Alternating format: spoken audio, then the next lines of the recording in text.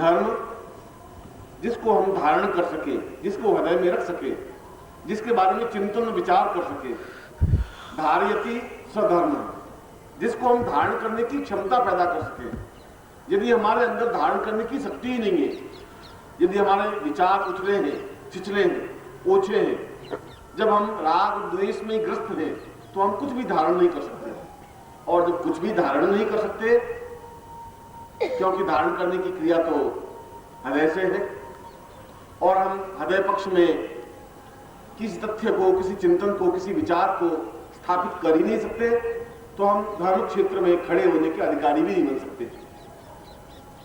इस धर्म क्षेत्र की अपने आप में अद्भुत विशेषताएं रही है। जिस स्थान पर आप खड़े हैं, क्योंकि स्थान का महत्व तो पूरे ब्रह्मांड में है, क्योंकि प्रत्येक स्थान प्रत्येक कार्य के लिए उपयुक्त नहीं माना जाता। कुछ विशेष स्थान विशेष कार्य के लिए उपयुक्त माने ही जाते हैं। ढोलक बजाने के लिए, हारमोनियम बजाने के लिए, गाना गाने के लिए, नृत्य करने के लिए शमशान स्थान अनुकूल नहीं माना गया। शमशान स्थान में या शमशान में जाने पर यदि कोई ढोलक बजाए तो लोग उसको पागल कहेंगे, धक्के मार के निकाल देंगे, कहेंगे कि मूर्ख है, ये कैसा मूर्ख है, क्यों ढोलक बजा रहा है, हारमोनियम क्यों बजा रहा है, गीत क्यों गा रहा है। और वही व्यक्ति अगर शादी के अवसर पर ढोलक बजाता है, गीत गाता है, तो लोग उसकी तारीफ करते हैं कि बहुत अच्छा भंगड़ा करता है, नृत्य बहुत अच्छा करता है, गीत बहुत अच्छा गाता है। एक ही व्यक्ति दो स्थानों पर होने की वजह से अलग अलग रूपों में उसका चिंतन किया गया है। व्यक्ति एक ही है, इसलिए जैसा स्थान होता है उसी के अनुसार उस स्थान का फल भी प्राप्त होता है। यदि व्यक्ति को तीन बातों का ध्यान रख करके ही साधना या चिंतन या कार्य करे। अभी गुरु ने कहा कि मंत्र जप करने के बाद भी कुछ सफलताएं नहीं मिल पाई। मैं सफलता की परिभाषा आपके मानस में एक दूसरे प्रकार की है। किसी भी मंत्र की सफलता में तीन बातों का अत्यंत महत्वपूर्ण स्थान होता है: देश, काल और पात्र। इन तीनों के संयोग से ही मंत्र का चिंतन होता है। मंत्र रचना और मंत्र ध्यान, मंत्र साधना तो अलग बात है। कैसा देश है या कैसा स्थान है जहां पर मंत्र साधना संपन्न की जाए, किस प्रकार की मंत्र साधना कहां पर संपन्न की जाए, इसके लिए ऋषियों ने अलग अलग स्थानों का निर्धारण किया है। ये हमें इतनी क्षमता नहीं रही कि हम उन स्थानों पर जाके उस प्रकार की साधनाएं संपन्न कर सकें। यदि हमें बिल्कुल मृत्युंजयी साधना करनी है, भगवान वेद व्यास ने कहा कि अगर तुम्हें पूर्ण भीष्म को कहा कि अगर मृत्युंजय साधना के द्वारा अपने जीवन को पूर्णता देनी है तो तुम्हें उज्जैन में जाकर के महाकालेश्वर स्थान पर ही साधना करनी पड़ेगी। ठीक उसी प्रकार श्री कृष्ण ने अपनी गीता में कहा कि जीवन की पौष्टिक रहस्यों को प्राप्त करने के लिए अगर साधनाएं की जाएंगी तो धर्म क्षेत्र ही इसके लिए सर्वाधिक उपयुक्त स्थान है। और इस स्थान की विशेषता अत्यंत कई रूपों में प्रचलित है। यह वह स्थान है जहां किसी समय सरस्वती, गंगा और यमुना तीनों का संगम था। कोई इलाहाबाद का ही कोई स्थान में तो नहीं था, पूर्ण संगम स्थान केवल यही कहलाता था।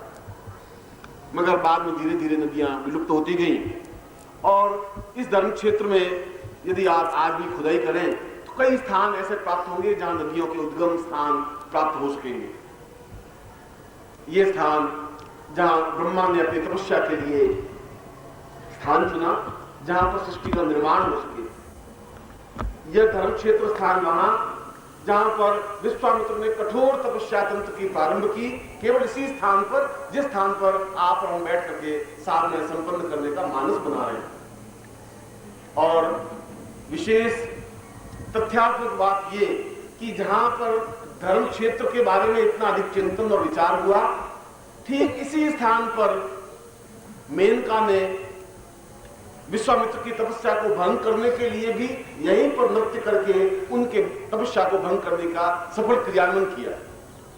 जहां एक प्रकार पूर्ण सौंदर्य का स्थान माना गया, जहां पर मेनका ने और उर्वशी ने अपने अद्वितीय सौंदर्य को प्राप्त करने के लिए इस स्थान को चुना, वहीं पर विश्वामित्र जैसे ऋषियों ने अपनी तांत्रिक साधना के लिए इसी स्थान को चुना। वशिष्ठ ने पूर्ण वैदिक रचना के लिए इसी स्थान का चयन किया। ब्रह्मा ने सृष्टि रचना की प्रक्रिया के लिए इसी स्थान का चयन किया और भगवान शिव ने उस कालाग्नि को, कामदेव को भस्म करने के लिए भी इसी स्थान का चयन किया। तो जरूर स्थान का कोई महत्व होगा।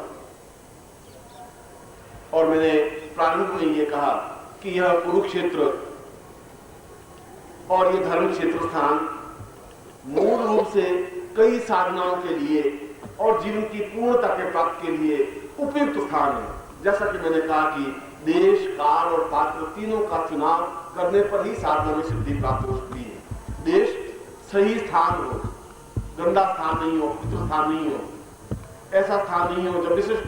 जब युधिष्ठिर ने भगवान श्री कृष्ण को महाभारत युद्ध के बाद में कहा कि मैं कोई ऐसी जगह साधना करना चाहता हूं, क्योंकि इस कुरुक्षेत्र और इसके आसपास हस्तिनापुर में तो इतना अधिक रक्त बहा है कि कोई भी धरती का ऐसा कण बाकी नहीं रहा जहां पर शुद्धता का आलेख किया जा सके, क्योंकि ये तो सारी मिट्टी युद्ध और मानव रक्त से नहा चुकी है। यहां पर साधना कैसे संपन्न हो सकती है? मैं सदैव यदि स्वर्ग जाना चाहूं तो कैसे जा सकता हूं? यह स्थान उपयुक्त तो नहीं है। और उसी दिन से इस स्थान को कुरुक्षेत्र कहा गया। धर्म क्षेत्र इससे पहले का स्थान है। यह स्थान जहां युद्ध के लिए अत्यंत जरूर इस भूमि की कोई इतनी गिरावट, इतनी महत्ता रही होगी, जहां पर करोड़ों लोग, लाखों लोग कट गए। एक व्यक्ति की हत्या होती है, हमने चाहे उसका युद्ध का नाम दिया हो, चाहे उसका विजय का नाम दिया हो, चाहे पाप का नाम दिया हो, मगर किसी स्थान पर लाखों लोग कट जाएं, उस भूमि की कितनी अधिक निम्नता आ सकती है, उसके पर चिंतन करने की जरूरत है। और इसीलिए भगवान श्री कृष्ण ने युधिष्ठिर को कहा कि तुम्हें सदो पंथ में जाकर के ही तुम्हें साधना संपन्न करनी चाहिए। तुम ठीक कह रहे हो कि इस स्थान पर इतना अधिक मानव रक्त बहा है जितना संसार के किसी स्थान पर इतना रक्त नहीं बहा होगा। लाखों लोग एक साथ नहीं कटे होंगे, 18 दिन में करोड़ों लोग नहीं कटे होंगे। और इसीलिए इस धर्म क्षेत्र को ही कुरुक्षेत्र के नाम से पुकारा गया है। धर्म क्षेत्र कुरुक्षेत्र संवेता युत्सव माम का पांडवाश्चैव किम कुर्वन्ति संजय। और संजय ने यहीं बैठ करके उस अंधे धृतराष्ट्र को महाभारत युद्ध में जो कुछ घटित होता गया वो अपनी दिव्य दृष्टि से उसको दिखाता गया, बताता गया, चिंतन करता गया। देश के साथ काल का चिंतन भी होना जरूरी है। कौन सा समय सर्वाधिक उपयुक्त है, किस समय साधना संपन्न की जाए, और फिर पात्र की महत्ता को कि साधना करने वाला और साधना कराने वाला दोनों ही पूर्णता प्राप्त हो, जो आचार विचार चिंतन से शुद्ध हो। जब आपके आचार विचार शुद्ध पवित्र होंगे ही नहीं, जब पात्र बिल्कुल सही होगा ही नहीं, तो उसमें पात्र में जल रह भी नहीं सकता। तुम स्वयं अपने पात्र को परखते ही नहीं हो, वो मैला हो गया है जिसमें बहुत अधिक मैल जम गया है, अब उसी में तुम भोजन करना चाहो तो विषाक्त भोजन बनेगा ही। अपने बर्तन को मांजने की जरूरत है, अपने आप को देखने की जरूरत है। इसीलिए देश काल और पात्र का चिंतन करने के बाद फिर मंत्र शब्द बनता है। मंत्र का मतलब है, त्र का मतलब है उद्धार करने वाला, और मंत्र का मतलब है मन को सभी विकारों से मुक्त कर दे, क्योंकि मन में पांचों विकार हैं, काम, क्रोध, लोभ, मोह और अहंकार। उन पांचों विकारों से न्यून कर दे, हटा दे, उसके बाद ही मंत्र साधना करे तो सफल हो सकता है। और प्रश्न उठता है कि क्या इन पांचों विकारों से हम मुक्त हो सकते हैं? ऐसा तो संभव नहीं। यदि आप यही शर्त रखते हैं कि पांचों विकारों से मुक्त होने के बाद ही व्यक्ति साधना करे तो सफलता मिल सकती है, तो व्यक्ति में काम, क्रोध, लोभ की न्यूनता तो आ सकती है, समाप्ति तो नहीं हो सकता।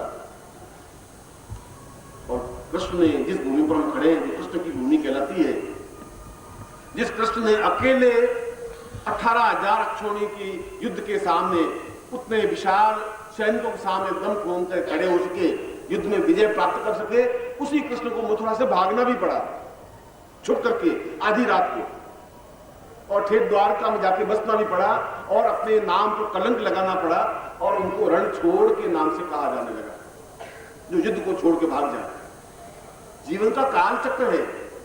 इस काल चक्र के आगे तो जीवन को समझने की, परखने की जरूरत है। वह काल चक्र किसी को नहीं छोड़ता, वह चाहे कृष्ण हो, चाहे राम हो, चाहे गौतम बुद्ध हो, चाहे ईसा मसीह हो, चाहे कोई हो। इन काल को, पात्र को और देश को चिंतन करते हुए, और जब विष्णु ने कृष्ण को पूछा कि मैं इस साधना के लिए किस प्रकार से इस मनोविकारों से मुक्त हो सकता हूं, किस तरीकों से मुक्त हो सकता हूं, तो उन्होंने कहा कि वेद व्यास ने कृष्ण के मुंह से कहलाया है। कृष्ण वैसा जिसको संसार में कृष्णम वंदे जगत गुरु, वो संसार के सभी धर्मों का उच्च कोटि का गुरु है। वेद व्यास ने उसको जगत गुरु के नाम से संबोधित किया गया है। गुरु जो जानने वाला हो, जो बताने वाला हो, जो क्रियात्मक पक्ष बता सकता हो, जो धार्मिक पक्ष बता सकता हो। और उन्होंने कृष्ण ने भीष्म को कहा, गुरुर्वै पदाम पूर्वमदैव तुल्यम स कामो च क्रोधो विकारोपि गुप्तम दीर्वा सदाम दीर्घमदैव भीष्म साधनम पूर्व सदैव तुल्यम। अगर तुम साधना में जो कुछ तुम साधना चाहते हो, तुम सफलता पाना चाहते हो, तो इसके लिए केवल गुरु नाम के माध्यम से उन मनोविकारों पर तुम विजय प्राप्त कर सकते हो। गुरु जो कोई व्यक्ति विशेष नहीं, जो अपने आंतरिक मैल को, उस पात्र को बिल्कुल स्वच्छ कर सके। और हो सकता है कि हम उतने मनोयोग पूर्वक गुरु का नाम नहीं ले सके, ये कोई आवश्यक भी नहीं है। हमको जरूरी नहीं है कि प्रत्येक बीज को चुन चुन करके उस खेत में रख सके। हम बीज को फेंक देते हैं, और बीज को फेंकने के बाद यदि हम पानी दें तो प्रत्येक बीज उगता तो जरूर है। जो सीधा बीज पड़ता है वो जल्दी उग जाता है, जो टेढ़ा पड़ेगा उगेगा जरूर, मगर 5 दिन बाद उगेगा, 10 दिन बाद उगेगा। यदि आप पूर्ण मनोयोग पूर्वक उस मंत्र जाप को करते हैं तो जल्दी आप मनोविकारों से मुक्त हो सकते हैं। और यदि आप वासना युक्त, चिंतन युक्त, स्वार्थ युक्त जबरदस्ती से भी अगर मंत्र जाप करते हैं तो इफेक्ट तो पड़ता ही है, लाभ तो होता ही है। उस समय में न्यूनता आ सकती है, 2 दिन बाद हो सकता है, 5 दिन बाद हो सकता है। इस शिविर के इस महत्वपूर्ण अवसर पर जबकि मैं आपके सामने खड़ा हूं, और इसी स्थान पर मैंने तुम्हें बताया कि अपने आप में अद्भुत और विचित्र लीला स्थली रही है यह धर्म क्षेत्र या कुरुक्षेत्र। विपरीत विचारधाराओं का संगम रहा है। यदि आप पूरा इतिहास कुरुक्षेत्र का पढ़ें तो मैं सोचता हूं कि संसार की सभ्यताओं का सबसे प्राचीन स्थल कुरुक्षेत्र है, जहां वेदों में इसका वर्णन है। ऋग्वेद में भी धर्म क्षेत्र का पूर्ण विवरण वर्णन मिलता है। जब ब्रह्मा ने सबसे पहले जब वेद मंत्र की रचना प्रारंभ की, जब उनके मुंह से वेद मंत्र का उच्चारण हुआ, तो उन्होंने इस धर्म क्षेत्र को आधार माना। उन्होंने कहा कि उत्तम कोटि के वेदों की रचना या मंत्रों की रचना केवल उस धर्म विशेष पर ही हो सकता है, क्योंकि वहां के वातावरण में कुछ विशेषता है। उसका कोई सर्टिफिकेट नहीं कि नहीं तेरा बाप हो श्योर 100%, ऐसा कोई प्रमाण नहीं, कोई सर्टिफिकेट उनके पास नहीं है। और यदि कोई ये कहते कि धर्म क्षेत्र ही नहीं, ये कुरुक्षेत्र नहीं है, ये साधना नहीं है, ये मंत्र नहीं है, और ठीक उस बालक की तरह है जो ये कह सकता है कि मेरे पास कोई, मैं तो साइंस के युग में रहता हूँ, 20वीं शताब्दी में रहता हूँ, मैं तो जो बिल्कुल आंखों से देखता हूँ वही मानता हूँ, कहीं भी बात मानता ही नहीं, मेरे पास सर्टिफिकेट प्रमाण होना चाहिए। तो मैं साइंस में तो प्रमाण की आवश्यकता है। अब वो माँ कहां से प्रमाण ला के देगी? तेरे पिताजी कौन सा सर्टिफिकेट ला के देगी? माँ कहती है तो मान जाए ये तेरे पिताजी है, तो सर्टिफिकेट कौन सा होगा, प्रमाण कौन सा होगा? कैसे कन्विंस करेगी माँ या पिता, कैसे कन्विंस कर सकता है कि मैं तेरा पिता हूं? कई बातें ऐसी होती हैं जहां मानना पड़ता है। और यदि दक्षिण का वो व्यक्ति कह देती है धर्म क्षेत्र है ही नहीं, ये ब्रह्म सरोवर नहीं है, छोटा सा तालाब है, तो क्या प्रमाण है? कैसे तुम प्रमाण दे सकते हो? ठीक उसी प्रकार यदि साधना नहीं है या मंत्र नहीं है या ऐसे कुछ नहीं होता है, तो ठीक उसी बालक की तरह है जो अपने आप में उच्छृंखल है, जिसमें किसी प्रकार की गरिमा नहीं है। ऐसे व्यक्ति पर क्रोध करने की जरूरत नहीं है, दया करने की जरूरत है। मेरे उपेक्षा के पात्र है, दया के पात्र है, निरीह प्राणी है। ऐसा लड़का दूसरों को उनकी बात को गाली दे दे, उस व्यक्ति पर क्रोध क्या करना चाहिए? मतलब पशु समान, उसके ऊपर दया करना चाहिए, शायद ही मनुष्य बन सके, जिसमें गंभीरता आ सके, चिंतन आ सके, तथ्य आ सके, तत्व आ सके। मैं अपनी बात वापिस इस साधना क्रम पर आपको लाके खड़ा कर रहा था कि हमारे पूर्वजों ने इस स्थान पर इतनी उच्च कोटि की साधनाएं संपन्न की, इस स्थान को चुना, तो हमारे जीवन का जरूर सौभाग्य होगा। और मैं आज को बैठा बैठा चिंतन कर रहा था कि आज से 6 महीने पहले, 8 महीने पहले यहाँ पर कुरुक्षेत्र में शिविर लगाने का प्लान बन गया, योजना बन गई और शिविर कैंसिल हो गया। ऐसा कभी होता नहीं? क्या कारण था? या तो यहाँ की भूमि मुझे आने के लिए रोक रही थी, या मेरा चिंतन जानने का नहीं हो रहा था, काल कुछ न कुछ तो काल तो जरूर, काल का कोई चिंतन तो होगा ही। मगर मैं सोचता हूं कि भगवान श्री कृष्ण ने स्वयं गीता में कहा है कि मैं नदियों में गंगा हूं, मैं वृक्षों में पीपल का पेड़ हूं। इसका मतलब नदियों में गंगा नदी सर्वश्रेष्ठ मानी गई है, वृक्षों में पीपल का पेड़ सर्वश्रेष्ठ माना गया है। और ठीक उसी प्रकार से कहा कि मैं महीनों में कार्तिक महीना हूं, और हम कार्तिक महीने में साधना कर रहे हैं। इससे बड़ा सद्गुरुदेव डॉक्टर नारायण दत्त श्रीमाली जी के दुर्लभ वीडियोस, पुस्तक, पत्रिका एवं साधना की निःशुल्क दीक्षा प्राप्त करने के लिए नीचे लिखे हुए नंबर पर वीरल पटेल जी को व्हाट्सएप पे अपना नाम और अपने शहर का नाम लिखकर भेजें। धन्यवाद।